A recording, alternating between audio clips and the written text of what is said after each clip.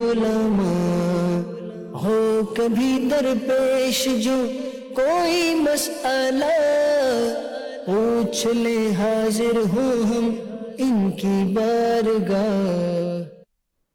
الحمدللہ رب العالمین والصلاة والسلام علی خاتم النبیین اما بعد فاعوذ باللہ من الشیطان الرجیم بسم اللہ الرحمن الرحیم الصلاة والسلام علیک یا رسول اللہ وعلی آلک واصحابک یا حبیب اللہ الصلاة والسلام علیک یا نبی اللہ وعلی آلک واصحابک یا نور اللہ۔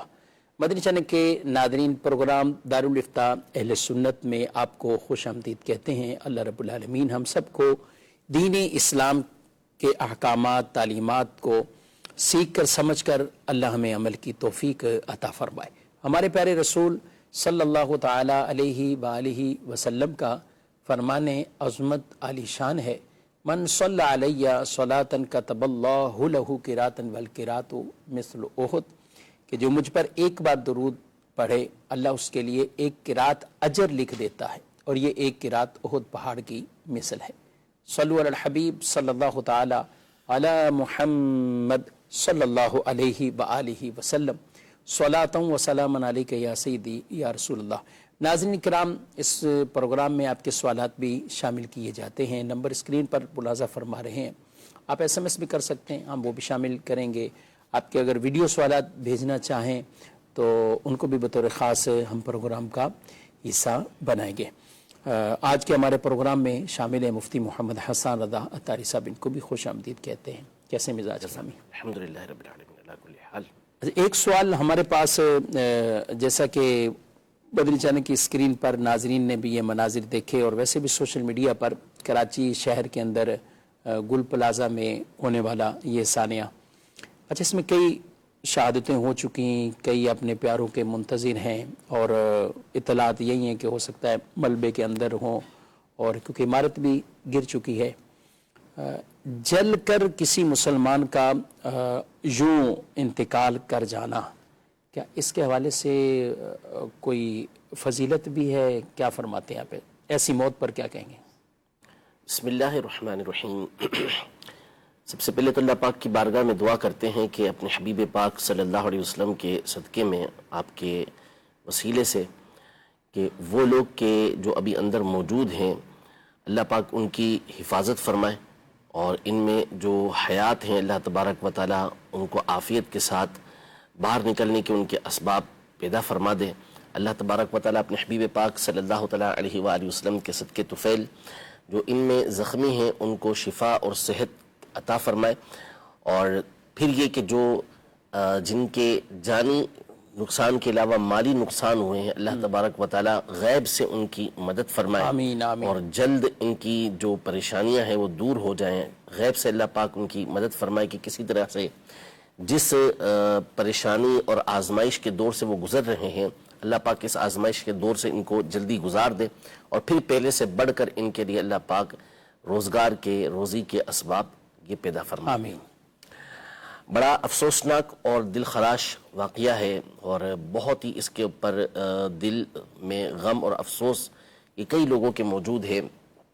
جہاں تک رہا کہ اب جو اندر مسلمان انتقال کر گئے تو ایک تو دب کر جو مرنے والا ہوتا ہے اس کے لیے بھی شہادت کی یہ نبی پاک صلی اللہ تعالیٰ علیہ وآلہ وسلم نے بشارت دی ہے کہ یہ بھی شہید کہلائے گا، اور اسی طرح جو جل کر انتقال کر جائے تو ایسے بندے کے لیے بھی نبی پاک صلی اللہ علیہ وسلم نے شہید ہونے کی بشارت دی ہے۔ یعنی ایسا نہیں کہ حالت جنگ کے اندر ہی جو ایک مخصوص انداز میں قتل کیا جاتا ہے اسی کو شہید کہا جائے، بلکہ شہید حکمی کے اعتبار سے نبی پاک صلی اللہ علیہ وسلم نے ایک فہرست بیان کی ہے جسے علماء نے اپنی کتابوں کے اندر ذکر کیا ہے۔ ان میں سے ایک وہ ہے کہ جو کسی دیوار کے تحت دب جائے اور اس وجہ سے اس کا انتقال ہو جائے، اسی طریقے سے وہ کہ جو جل جائے تو اس کو بھی نبی پاک صلی اللہ علیہ وسلم نے شہید میں شامل کیا کہ وہ شہداء کی فہرست کے اندر ہے۔ تو جو مسلمان اس کے اندر اس طرح سے انتقال کر گئے تو وہ شہادت کا جو رتبہ ہے اسے پائیں گے، لیکن ہم اللہ کی بارگاہ میں دعا کرتے ہیں کہ ان کے پیارے باہر کھڑے ان کا انتظار کر رہے ہیں، تو جو اب تک نہیں ملے اللہ کرے کہ معجزے اللہ کی اللہ کی نصب قدرت میں ہے، وہ جو چاہے کر سکتا ہے، ہر چیز کا وہ مالک ہے، ہر چیز کا وہ خالق ہے، وہ قادر مطلق ہے، وہ چاہے تو ان کو بالکل صحیح سلامت باہر نکال سکتا ہے، اللہ پاک ان کو صحیح سلامت باہر نکال دے۔ اللہ اکبر۔ اور اللہ رب العالمین ان کے لواحقین کو اور جتنے بھی ظاہر ہے اپنے پیاروں کے انتظار میں لاپتہ ہیں، اللہ ان کے لیے ایسے اسباب بھی پیدا فرما دیں، آسانیاں بھی پیدا فرما دیں۔ اچھا، ایسے مواقع پر مفتی صاحب یہ ہوتا ہے کہ ظاہر ایک سانحہ ہوتا ہے نا، تو مائنڈ ایک ذہن تو بن جاتا ہے جب اتنے گھنٹے گزرتے ہیں کہ بظاہر حیات والے زندہ رہنے کی کوئی چانس نہیں ہوتے، لیکن ان کو یہ ہوتا ہے کہ چلے میت کا مل جانا یہ بھی ایک دل کی تسلی کے لیے کہ مل گئی اور ہم نے اسے تدفین کر دیا، ہم اس کی باقاعدہ تجہیز و تکفین کے جو بھی معاملات ہیں، تو اس سے بھی ایک کافی ایک مسلمان کو ظاہر اطمینان مل جاتا ہے۔ تو اس حوالے سے بھی اللہ پاک خاص ان پر رحمت کی نظر فرمائے۔ کہ کال اسی حوالے سے اس موضوع سے متعلق کچھ ناظرین کی بھی کالز ہیں تو ان کو بھی شامل کرتے ہیں۔ اس حساب سے میرا سوال ہے کہ جس طرح کل حادثہ ہوا ثانیہ بگ پلازا کا، اس طرح کے اگر حادثات ہوں تو ایک مسلمان ہوتے ہوئے ہمارا رد عمل کیا ہونا چاہیے؟ جی، حدیثیں کافی سارے ہیں کہ کافی ساری ہیں اس حوالے سے۔ کسی میں فرمایا کہ مسلمان یہ کل جسد ایک جسم کی طرح ہے کہ اس کا ایک حصہ تکلیف میں ہوتا ہے تو دوسرا حصہ اس تکلیف کو محسوس کرتا ہے۔ کسی میں فرمایا کہ مسلمان کل بنیان عمارت کی طرح ہے، یشد بعضها بعضا، کہ ایک دوسرے کو مضبوط کرتے ہیں۔ تو نبی پاک صلی اللہ تعالیٰ علیہ وآلہ وسلم کی تعلیمات سے ہمیں یہ حاصل ہوتا ہے، مختلف احادیث طیبہ سے اور مختلف تعلیمات سے یہ بات واضح ہوتی ہے کہ اب جس کے جو کچھ بس کے اندر ہے ایسے موقع پر وہ اپنے مسلمان بھائی کے لیے کرے۔ مثال کے طور پر اللہ نے کسی کو اتنا نوازا ہے کہ وہ کئی ایک کو دوبارہ اپنے قدموں پہ کھڑا کر سکتا ہے، تو اسے چاہیے کہ وہ آگے بڑھے اور تلاش کر کے ایسے افراد کی مدد کرے کہ وہ دوبارہ اپنے قدموں کے اوپر کھڑا ہو سکیں۔ کسی کو اللہ نے اور کسی صلاحیت سے نوازا ہے تو وہ جا کے ان کی اس انداز میں مدد کرے، اور کچھ نہیں کر سکتے ان کے لیے آپ دعا کریں، اور کچھ نہیں کر سکتے تو کم از کم آپ کے دل کے اندر افسوس اس کا ہو، تنقید سے اور اس طرح کے معاملات سے آپ اپنے آپ کو بچا کے رکھیں، آپ دعا ہی کر لیں، اور کچھ نہیں کر سکتے آپ دعا کر لیں۔ کیونکہ بعض اوقات ایسا ہوتا ہے کہ ایسے جو حادثات ہوتے ہیں یہ عام آدمی کے اختیار کے اندر نہیں ہوتے کہ وہ کسی طریقے سے اس کو روک سکے یا اس کا کوئی سد باب کر سکے۔ ظاہر ہے جب اصل مالکانی سامنے جی، اتنی بڑی آگ لگی ہے تو اب ظاہر ہے کہ ایک عام آدمی اس میں کیا کرے گا، لیکن کم از کم جو کچھ وہ کر سکتا ہے تو وہ تو اسے کرنا چاہیے نا۔ یعنی ایسے موقع پر، اچھا مثال کے طور پہ بہت سے لوگ، جیسے ہم بھی کل گئے وہاں پر، تو اب کئی لوگ تماشبین کی طرح آتے ہیں، گویا کہ ایک نظارہ دیکھنے کے لیے آ رہے ہیں۔ یہ چیز غلط ہے۔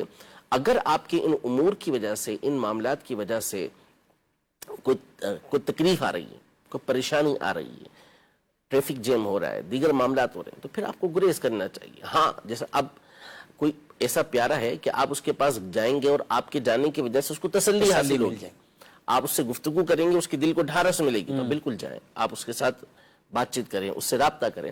تو جو کچھ بندہ کر سکتا ہے اسے وہ کرنا چاہیے۔ بالفرض آپ بہت کچھ نہیں کر سکتے، اب مثال کے طور پر کچھ تو مالکان ہیں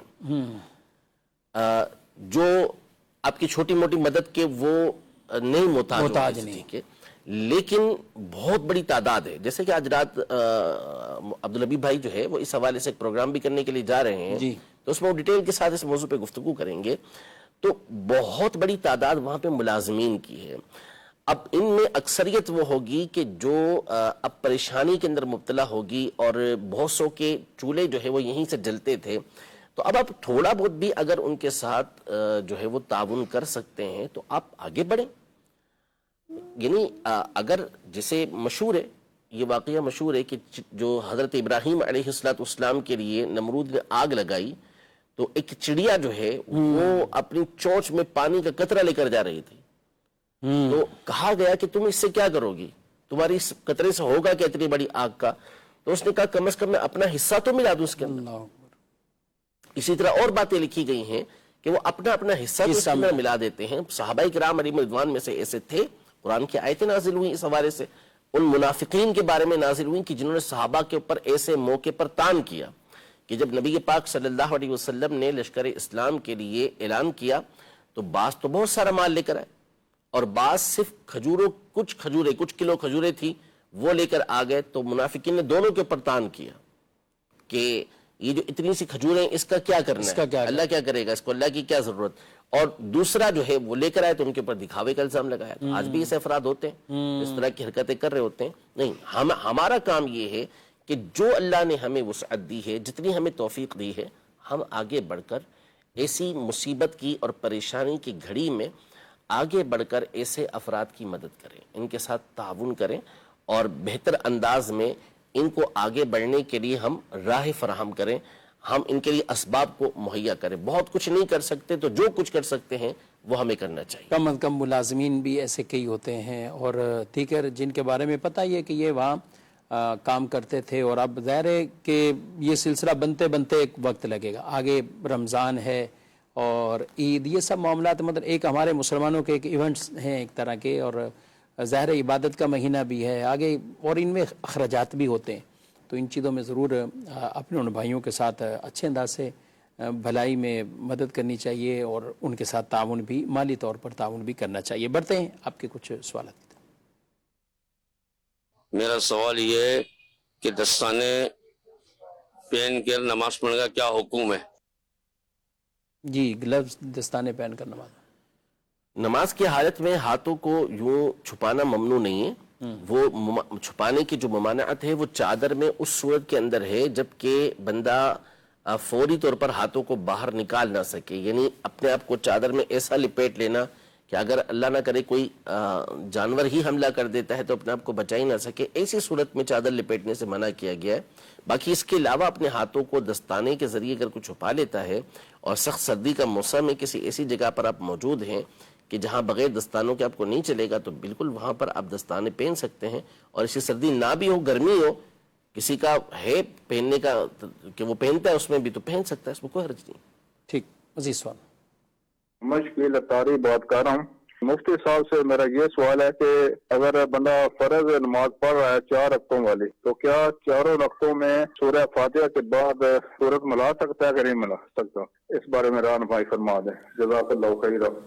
جی، اگر تو یہ شخص تنہا نماز پڑھ رہا ہے، کیونکہ امام کے پیچھے تو قرات کی اجازت ہی نہیں ہوتی، اب تنہا یہ نماز پڑھ رہا ہے تو پھر اس صورت میں چاروں رکعتوں کے اندر سورۃ الفاتحہ کے ساتھ، یعنی پہلی 2 رکعتوں میں تو سورۃ الفاتحہ کے ساتھ سورت کا ملانا واجب ہے، ضروری ہے، لیکن اگلی جو 2 رکعتیں، آخری جو 2 رکعتیں ہیں، اس میں سورۃ الفاتحہ کے ساتھ سورت ملانا ایسے بندے کے لیے اچھا ہے، کیونکہ یہ تنہا نماز پڑھ رہا ہے تو یہ آگے سورت ملائے، اس میں کوئی حرج نہیں ہے. البتہ امام کے پیچھے تو تلاوت کی سرے سے اجازت ہی نہیں ہے، اور امام صاحب خود جماعت کروا رہے ہیں، تو اس صورت میں اگر تو جو تیسری اور چوتھی رکعت ہے اس میں اس کو تلاوت کرنے کی اجازت، یعنی سورۃ الفاتحہ کے بعد سورت ملانے کی اجازت نہیں ہے. سورۃ الفاتحہ پڑھے گا اور رکوع کرے گا. اور اگر پیچھے جو نمازی ہیں ان کو بھاری گزرتا ہے تو یہ سخت ناجائز ہے کہ امام جو ہے وہ سورۃ الفاتحہ کے ساتھ سورت کو ملائے، اس کی اجازت نہیں ہوگی تیسری اور چوتھی رکعت کے اندر. ٹھیک. اور انفرادی ہے تو پڑھتے رہنا چاہیے. اچھا، آج ہی مجھ سے کسی نے ایک سوال پوچھا کہ ہمیں جو کئی ٹیوشن پر تھے تو وہاں انہوں نے ان کو بتا دیا کہ 4 رکعت کی جو فرض ہوتی ہیں اس میں بھی 2 کے بعد پوری اتحیات پڑھنی ہوتی اور یوں، تو وہ خود پریشان، مطلب اسٹوڈنٹ کے آج تک تو یہ نہیں سنا، لیکن آج یہ پتہ چلا کہ آج کے بعد پھر یوں عمل شروع کر دے. کیا کہتے ہیں؟ ایسا نہیں، احادیث طیبہ کی روشنی میں جو احناف کے نزدیک حکم ہے وہ یہ ہے کہ فرض واجب جیسے وتر واجب ہوتے ہیں ان میں بھی قاعدہ اولا کرنا پڑتا ہے. اسی طرح سنت مؤکدہ جیسے ظہر سے پہلے کی 4 سنتیں ہیں، تو جو سنت مؤکدہ ہوتی ہیں ان میں دوسری رکعت کا جو قاعدہ اولا ہوتا ہے اس میں صرف اور صرف التحیات پڑھی جائے گی. ٹھیک ہے، اور آگے اس کو نہیں پڑھا جائے گا. ہاں، جو قاعدہ اخیرہ ہے چاہے وہ فرض کا ہو، چاہے وہ وتر کا ہو، چاہے وہ سنت مؤکدہ کا ہو، یا جو سنت غیر مؤکدہ ہیں یا نوافل ہیں، تو اس میں قاعدہ اولا اور قاعدہ اخیرہ کے ساتھ آپ جو ہے وہ قاعدہ اولا میں بھی قاعدہ اخیرہ میں بھی التحیات کے ساتھ آپ درود ابراہیمی اور دعا یہ پڑھیں گے. لیکن سنت موقدہ، واجب اور فرض، اس کے قاعدہ اولا میں التحیات سے آگے پڑھنے کی اجازت نہیں ہے. ٹھیک. ایک سوال ہے کہ جب کسی کا انتقال ہوتا ہے تو 2.5 سپارے یعنی سورہ بقرہ پڑھی جائے تو میت کا راستہ آسان ہو جاتا ہے، صاف ہو جاتا ہے، تو کیا فرماتے ہیں؟ بالکل پڑھنا چاہیے. سورہ بقرہ پڑھنے کی بڑی فضیلتیں ہیں، شیطان دور بھاگتا ہے. تو میت کے پاس آپ سورہ بقرہ، سورہ آل عمران، سورہ یاسین وغیرہ پڑھیں. تو سورہ یاسین پڑھنے کی تو خاص طور پر تاکید آئی ہے کہ اپنے مردوں کے پاس جو ہے وہ سورہ یاسین پڑھو.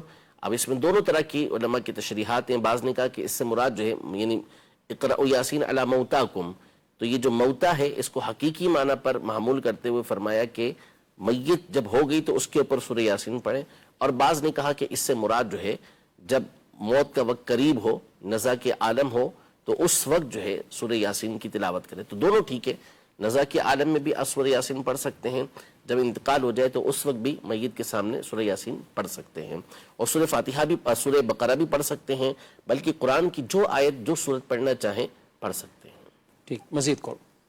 مفتی صاحب سے میرا یہ سوال ہے کہ حکایتیں اور نصیحتیں کتاب میں لکھا ہے کہ جو شخص نیند کی حالت میں درود پاک پڑھے گا بیداری سے پہلے بخشا جائے گا، تو اس کا کیا مطلب ہے؟ نیند کی حالت میں درود پاک پڑھا جا سکتا ہے یا نہیں؟ اور آگے لکھا ہوا تھا کہ حضرت سیدنا ابو بکر صدیق رضی اللہ عنہ کی والدہ نے بھی ایسا ہی کیا تھا، تو نیند کی حالت میں اور بیداری سے پہلے مغفرت کر دی گئی. اسی کتاب میں لکھا ہوا ہے، تو اس کا کیا مطلب ہے؟ جزاک اللہ خیر. جی کچھ اس طرح کا واقعے کی طرف یہ کہہ رہے ہیں. اور واللہ عالم اب اس کی کوئی حدیث ہے یہ تو میرے علم میں نہیں ہے، تو کس طرح یہ کہا گیا ہے، کوئی قول کے طور پر ہے.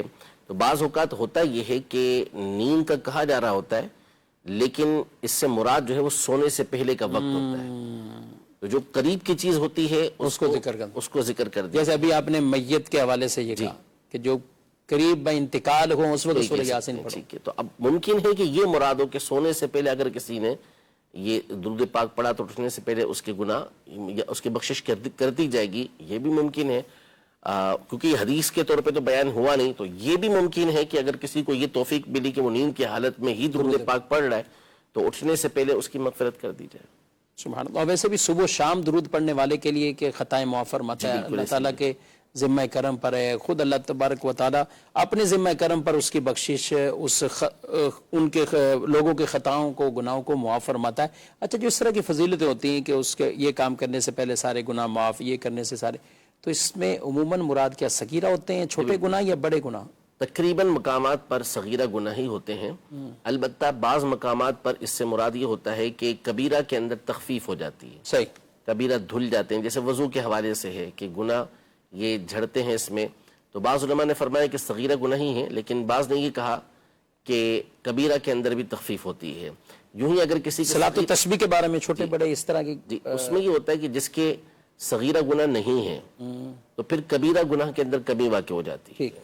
یا اللہ پاک کی رحمت ہے کہ وہ معافی فرما دے کبیرہ گناہ. لیکن بہرحال کبیرہ گناہوں کے بارے میں قرآن مجید فرقان حمید میں فرما دی کہ ان تجتنبوا کبائر ما تنہون. یہ جو بخشش وغیرہ کی باتیں ہوتی ہیں یہ اس صورت میں ہے جبکہ کبیرہ گناہوں سے بچا جائے. تو کبیرہ گناہوں سے جو بچے گا تو اس کے صغیرہ گناہوں کو معاف کر دیا جائے گا. صحیح. اچھا یہ سوال ہے کہ خواتین بعض اوقات یہ کہہ رہی ہوتی ہیں کہ شوہر کے کہنے پر ہم آئی برو بنوا سکتی ہیں، جبکہ حقیقت یہ ہوتی ہے کہ اکثر شوہر نے ایسا کہا ہی نہیں ہوتا بلکہ عورت خود ہی بنواتی ہیں اور اپنی خوبصورتی کے لیے یہ بنوا رہی ہوتی. کیا حکم ہے؟ اب یہ شوہر کسی شوہر کی طرف سے میسیج ہے یا کسی خاتون کی طرف سے کہ اکثر وہ کہہ رہے ہیں کہ شوہر کہتا ہی نہیں؟ اگر شوہر کہے بھی تو شوہر کے لیے جائز جو زینت ہوتی ہے وہ کرنے کی اجازت ہوتی ہے. اگر شوہر ناجائز زینت کرنے کی کہے گا تو اس کی اجازت نہیں ہوگی. تو آئیبرو بنانے کے حوالے سے حکم شرع یہی ہے کہ اسے بنانے کی اجازت نہیں ہے، چاہے شوہر ہی کہتا پھرے.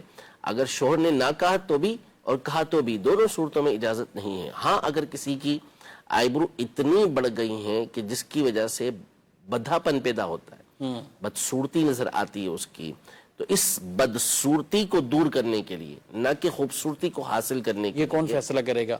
کیونکہ جس کی عادت، اچھا ہم مردوں میں دیکھتے ہیں خط ہے جی، تو اب یہ خط کچھ بڑھ جاتا ہے تو ظاہر ہے اس کو خود ہی لگ رہا ہوتا ہے کہ یہ اب اچھا نہیں لگ رہا، تو جس کی جو بناتے ہیں جی۔ اچھا اس میں خواتین میں بھی اس طرح کے سوالات آتے ہیں کہ پہلے جب بنواتے ہی رہی ایک عرصہ، اب چھوڑتی ہیں تو وہ ایک بدنما لگ رہا ہے؟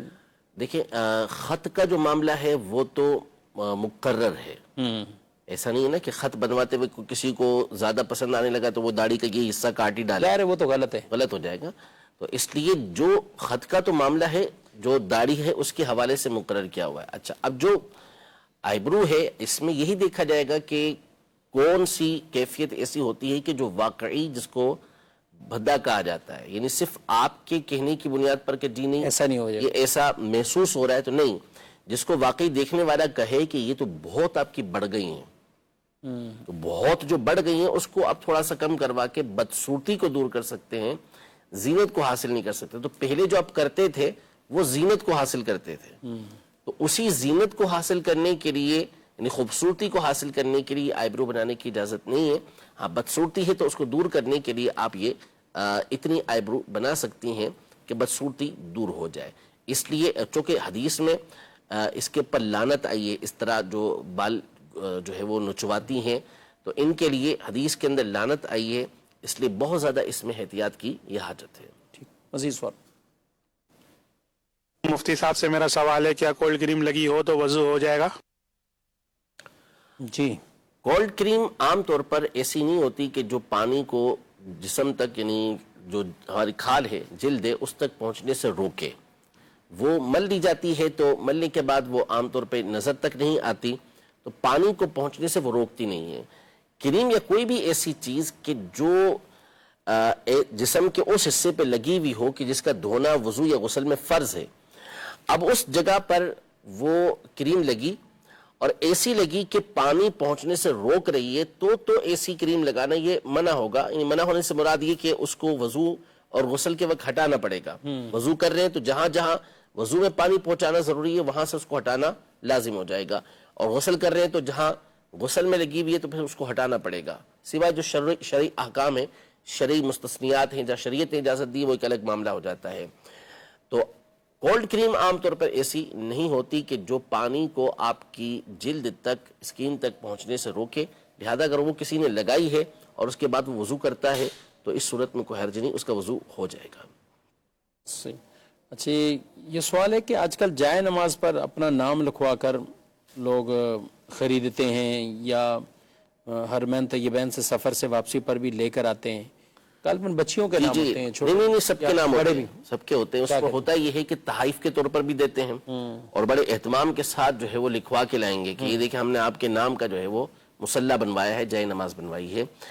تو مسئلہ یہ ہے کہ اس طرح کی جو جائے نماز ہوتی ہے اس کو بچھانا یہ درست نہیں ہوتا، یعنی صحیح نہیں کہ ایسی جائے نماز کو بچھایا جائے، کیونکہ ایک جو ان میں الفاظ ہوں گے وہ تعظیم والے ہوتے ہیں، تو یوں زمین پر پھر اس کو بچھانا یہ درست طریقہ کار نہیں ہوگا، اور بعض اوقات وہ نام مقدس ہوگا، جیسے کسی کا نام محمد ہے یا محمد حسان ہے مثال کے طور پر، تو اب جو محمد آپ نے اس کے ساتھ لکھا ہوا ہے تو آپ کا دل کیسے کرے گا کہ اس کو زمین پہ رکھیں آپ؟ اور ویسے بھی حروف جو ہوتے ہیں وہ تعظیم کے لائق ہوتے ہیں، تو لہذا اس سے گریز کرنا چاہیے، بچنا چاہیے۔ ہزاروں چیزیں ہیں جس پر آپ نام لکھوا کے جو ہے وہ تحفے میں دے سکتے ہیں، تو یہ مسلح کیوں ضروری ہے؟ اور مسلح دیتے ہوئے بھی اس میں دیکھ لیں کہ جس کو آپ مسلح دے رہے ہیں اس کو حاجت بھی ہے یا نہیں ہے، ہاں بس ایسے ہی دیکھ کے خوش ہو کے رکھ لیں، دے دیں اس کو، تو یہ کوئی ضروری نہیں ہوتا۔ بعض اوقات واقعی ایسے ہوتے ہیں کہ جہاں آپ مسلح دیں تو ان کو خوشی ہوتی ہے اور ایک فرحت ہوتی ہے کہ اس طرح کا مسلح ہمیں ملا ہے۔ تو بہرحال یہ نام لکھوانے سے آپ گریز کریں، نام اس کے اوپر نہ لکھوائے کریں۔ ٹھیک ہے جی، مزید سوال؟ میرا سوال یہ ہے کہ اپنا حق وصول کرنے کے لیے جھوٹ بولنا کیسا ہے؟ جیسے کوئی شخص پیسے نہیں دے رہا تو اس کے لیے جھوٹ بول کر اس سے پیسے نکلوانا، یہ درست ہے یا غلط؟ جی قبلہ، بہت مجمل سوال ہے، ہاں، اور نہ جانے کیا معاملات ہیں، بعض صورتوں میں اجازت ہوگی، بعض میں اجازت نہیں ہوگی۔ اب وہ کیا کنڈیشن ہے، سچ بول کے پیسے مل رہے ہیں نہیں مل رہے، تو بہرحال اس طرح کے جوابات تو ہم چینل پہ جواب اس طرح کے دینے سے گریز کرتے ہیں. آپ دارالفتہ اہل سنت میں رابطہ کریں, انشاءاللہ آپ کی ساری سچویشن معلوم کر کے پھر آپ کو جواب دیا جائے گا کہ یہاں پر اس کی اجازت ہوگی یا نہیں ہوگی. صحیح, اور واقعی صحیح بات ہے, اس میں کئی صورتیں ایسی ہو جاتی ہیں یار. چلیں ایک سائل کے دل کا ایک درد تو ہے نا. اب آپ یہ بتائیں کہ کسی نے کسی کی ضرورت کے وجہ پہ قرض دے دیا, پیسے دے دیے, لیکن آپ اس کو اپنی مجبوریاں بتا کر قرض واپسی ملنا چاہیے, یا جو وقت ہو گیا پھر وقت سے اوپر بھی آپ اس کو کیا یہ مجبوری گنوانی پڑے گی؟ اچھا مجبوری تو وہ گنواتا ہے جو قرض لیتا ہے, لیکن ہمارے ہاں جو وصول کرنے والا بیچارہ جو اپنا پیسہ لے رہا ہے وہ بھی مجبوری بتائے گا کہ دیکھو میں پریشان ہو گیا ہوں, میں پریشان ہو گیا ہوں, میرے کو یہ مسئلہ یہ مسئلہ. ایسا ہی, بالکل ایسا ہی. یعنی جب تک مقروض یعنی جو قرض چاہتا تھا مستقرض, جو چاہ رہا تھا کہ قرض ملے, اس وقت تک تو وہ سامنے والے کے سامنے یعنی اس کے آگے جو ہے وہ بڑی عاجزی انکساری کے ساتھ اپنی مجبوریاں بتاتا ہے کہ یہ پرابلم ہے, لہذا آپ مجھے قرض دے دیں. اور نرمی کتنی اس میں, بالکل لجاجت, نرمی, بچ جانا. جیسے ہی قرض مل گیا اب معاملہ بالکل الٹ ہو جاتا ہے, یہ شیر ہو جاتا ہے, وہ بیچارہ پھر اس کے پیچھے پیچھے گھوم رہا ہوتا ہے. اب بعض اوقات یہ قرضہ ہوتا ہے, یعنی باقاعدہ کسی نے کسی سے قرض لیے, اور بعض اوقات کاروباری معاملات ہوتے ہیں, خرید و فروخت کی صورتیں ہوتی ہیں کہ اس سے مال خرید لیا, اب وہ اس کے پیچھے پیچھے گھوم رہا ہے بیچارہ, تو یوں چکر لگواتے ہیں لوگ. تو یہ ظلم ہے. یعنی جب بندے کے پاس مال موجود ہے, مال نہ موجود ہو, اشیاء موجود ہوں, تو وہ بیچ کر بھی اس کو اپنا قرض ادا کرنا لازم ہوتا ہے, ورنہ وہ گناہگار ہوگا. صحیح. اچھا جی, ایک سوال ہے اور کہ جب کوئی مشکل میں ہو تو دل ہی دل میں یاسین شریف یا کوئی بھی درود پاک یا کچھ رقم صدقہ کرنے کی نیت کی ہو تو وہ کام نہیں ہوا, تو اس وقت وہ کیا کریں؟ اچھا دونوں چیزیں شامل کر لیتے ہیں, کام ہو گیا لیکن تھا اس کے دل میں تھا, زبان سے کچھ نہیں کہا, تو اس میں کوئی فرق پڑے گا؟ جی بالکل ایسا ہی ہے کہ اس صورت میں لازم نہیں ہوگی. یعنی منت کے لیے یہ ضروری ہوتا ہے, نظر وغیرہ کے لیے, کہ زبان سے کہا ہو, اور دیگر شرائط کے ساتھ ایک شرط یہ بھی ہے کہ زبان سے اس نے کہا ہو. اب اگر اس نے زبان سے نہیں کہا, صرف دل میں اس نے نیت کی ہے کہ اگر فلاں کام ہو گیا تو میں سورہ یاسین پڑھوں گا, یا میں سورہ بقرہ پڑھوں گا, یا اتنی رقم میں اللہ کی راہ کے اندر صدقہ کروں گا, پھر وہ کام ہو گیا, تو اگرچہ کہ شرعی اعتبار سے اس کے اوپر وہ منت وہ نظر لازم نہیں ہوتی, لیکن چونکہ اس نے ایک چیز کا ارادہ کیا تھا, اور ارادہ تھا نیک کام کا, تو جب نیک کام کا ارادہ کیا ہے تو پھر اسے چاہیے کہ اسے وہ پورا کرے. جب اس کا کام بھی اللہ نے کروا دیا, وہ کام ہو گیا, تو اب اسے نیکی کا کام یہ کرنا چاہیے. ماشاءاللہ. جی مزید سوال. مفتی صاحب سے سوال یہ ہے کہ بہن کے شوہر کا انتقال ہو گیا, پہلے رہتے تھے یہ لوگ کورنگی میں, اور پھر اب یہ لوگ ملیر شفٹ ہو گئے ہیں, تو اب ملیر کے اندر اب وہاں پر یہ صرف بہن اور شوہر اور ان کے بچے جو ہیں وہ چھوٹے وہ لوگ رہتے تھے. تو اب گھر والے یہ چاہ رہے ہیں کہ وہاں پر یہ چھوٹے بچوں کے ساتھ بہن اکیلی کیسے رہیں گے, ان کے اگر اپنی ماں کے گھر پہ لے آئیں اور یہیں پر یہ عدت گزاریں پوری, اور جنازہ بھی ہم یہیں سے اٹھا لیں, تو اس کے بارے میں رہنمائی فرما دیں. صحیح, بالکل اچانک سوال ہے, یعنی جنازہ بھی ابھی اٹھا لیں, مطلب جنازہ نہیں ہوا. دیکھیں لوگ یہ سمجھتے ہیں کہ جہاں سے میت اٹھے گی وہاں عورت عدت کرے گی, تو ایسا نہیں ہے. عدت کا حکم یہ ہے کہ جہاں موت سے پہلے, انتقال سے پہلے بیوی شوہر کے ساتھ رہ رہی تھی, جو شوہر نے اس کو سکنا دیا ہوا تھا, رہنے کی جگہ دی ہوئی تھی, اسی جگہ پر اس نے عدت گزارنا ہوتی ہے. اب یہ نہیں ہے کہ آپ کے بہنوئی جو ہے جن کا انتقال ہوا, ان کو اگر آپ کورنگی والے گھر پر ان کی جو ہے وہ میت کو اٹھاتے ہیں, یا آپ اپنے گھر سے میت کو اٹھاتے ہیں, تو آپ کی جو بہن ہے ان کا آپ کے گھر پر عدت گزارنا یہ درست ہو جائے, ایسا نہیں. بلکہ انہوں نے وہی ملیر کے گھر جہاں پر وہ انتقال سے پہلے اپنے شوہر کے ساتھ رہ رہی تھی, وہیں انہوں نے عدت گزارنی ہے. نمبر ایک بات یہ. نمبر دو یہ کہ اگر وہاں پر ان کی معاملہ ایسا ہے کہ ڈر لگتا ہے, خوف ہے وہاں پر, یا کوئی کھانا وغیرہ پہنچانے والا نہیں ہے, بچے بہت زیادہ چھوٹے ہیں, تو اس صورت میں جو رشتہ دار ہیں, جو محرم ہیں, جیسے بھائی ہیں, تو ان کو چاہیے کہ وہ ان کے گھر میں جائیں. یعنی ایسا نہیں ہے کہ بہن کو ادھر لے کر آئیں, بلکہ یہ عدت گزرنے تک وہاں چلے جائیں, تاکہ قرآنی حکم پر عمل ہوتے ہوئے عدت بھی پوری ہو, اور جو ہے وہ بھائی جو ہے وہ اس کا صلہ رحمی کا معاملہ بھی پورا ہو. یہ اجازت نہیں ہے کہ بہن کو اس طرف لے کر آیا جائے. ہم دعا کرتے ہیں کہ اللہ جل شانہ آپ کے بہنوئی کی مغفرت فرمائے, ان کے درجات کو بلند فرمائے اور آپ تمام کو اللہ پاک صبر اور صبر پر اجر عطا فرمائے. باقی مزید تفصیل کے لیے آپ دارالفتہ اہل سنت میں رابطہ کر لیں کہ کیا کنڈیشن ہے، تو پھر اس کو سن کر، کیونکہ ابھی تو اگر واقعی جو کنڈیشن ہے آپ جس انداز میں سوال کر رہے ہیں اس تو ایسا لگ رہا ہے کہ گویا کہ ابھی جنازہ ہوا نہیں ہے، تو آپ سکون کے ساتھ، اطمینان کے ساتھ یہ تجہیز کے معاملات کریں، پھر اس کے بعد بھلے آپ دارالفتہ اہل سنت میں تشریف لے آئیں. تو چونکہ کراچی کے اندر ہی ہیں تو پرابلم نہیں ہے، بہت سارے ہمارے دارالفتہ ہیں، اس میں سے آپ کسی بھی دارالفتہ کے اندر تشریف لے آئیں، آپ کی پوری ڈیٹیل سن کے انشاءاللہ تبارک و تعالیٰ تفصیل کے ساتھ آپ کو جواب دے دیا جائے. اور عموماً جو واضح ترین حکم جو یہ صورتحال ہے تو وہ تو ہم نے عرض کر دی ہے. جی بالکل. بعض اوقات چھوٹی چھوٹی ضرورتیں یوں ہوتی ہیں کہ یہ اکیلے رہنا ہے یا یہ گھر کا فرق ہے. اچھا کچھ لوگوں کا ہاں 2-4 گلیوں کا فرق ہوتا ہے، زیادہ نہیں، لیکن کہتے ہیں ہم یہیں آنا چاہیں. بعض کیا واقعی ہو سکتا ہے کچھ ایسے آزار بھی ہوں، کچھ مکان کرائے کے یا کچھ دیگر ایسے پرابلم بھی ہو جاتے ہیں. تو لیکن عام طور پہ یہ یاد رکھنا چاہیے عدت کا یہ معاملہ محض اپنی خواہشات پہ نہیں یا محض آسائش کا نام نہیں ہے. اور مفتی صاحب نے بہت اچھے انداز سے یہی کہا کہ کوشش کریں، یہ ایک نیکی کا کام ہے. اچھا اس میں جو تعاون کریں خواتین، بعض اوقات بیوہ کی بہنیں، ماں، تو ان کو بھی اس سے اجر ملے گا. اجر بھی ملے گا، اور بعض صورتوں میں جو مرد ہوتے ہیں ان پر لازم بھی ہوتا ہے یہ تعاون کرنا ہے ان کے ساتھ. ہاں ٹھیک. ناظرین کرام، آپ نے پروگرام ملاحظہ کیا ہے اور وقت اپنے اختتام کو پہنچا ہے. آپ سے اجازت چاہتے ہیں، انشاءاللہ آئندہ پیر کو بھی اسی وقت میں براہ راست دارالفتہ اہل سنت کا پروگرام لے کر حاضر ہوں گے. فی امان اللہ. ہادیوں رہنما ہمارے علماء، ہو کبھی درپیش جو کوئی مسئلہ، پوچھ لے حاضر ہوں ہم ان کی بارگاہ.